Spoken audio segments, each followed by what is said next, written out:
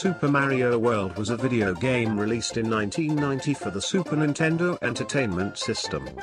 This was the fourth big adventure and the first on the new console.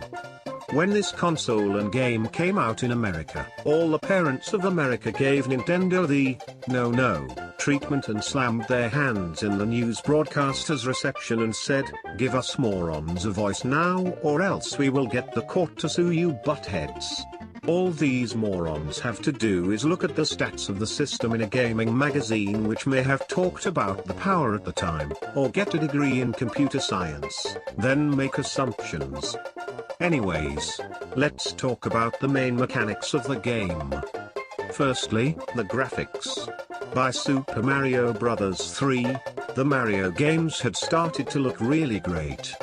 They had adopted outlines and black eyes which create the feel of a comic or old cartoon. Super Mario World combines the normal Mario game aesthetic theme, which is a fantasy, wacky world, with a realistic plumber, with the cartoon style of Super Mario Bros. 3, and with more colors and more detailed graphics. You can tell that Mario's overalls are made of denim. You can tell Mario has a big nose, but now you can see that it isn't as thick as we thought on the Nintendo Entertainment System. It gives new depths to Mario's character design. We have a much clearer representation in the games, to what we had on the box art. We could now see the resemblance between the box art designs, and the sprite art. The graphics are some of the best I have ever seen, due to how important it was to Nintendo and Mario. Now, let's talk about the gameplay. These levels are much simpler than the complexity in Super Mario Bros. 3. These levels are complex, but those complexity paths are not necessary to get to the end and beat Bowser, but they are needed for 100%. There are switch palaces which can make levels easier or harder. Although, they are not needed since people have found many ways to get to secret exits without the blocks needed to reach them. The bosses are the 7 deadly sins. The Kooplings.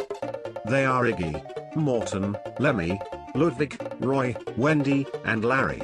Iggy is demented, Morton is a dumb brute, Lemmy is a hyperpipe climber, Ludwig is an operatic Koopa, Roy is a cool and calm bully, Wendy is an egotistical egghead, and Larry is a determined youngster.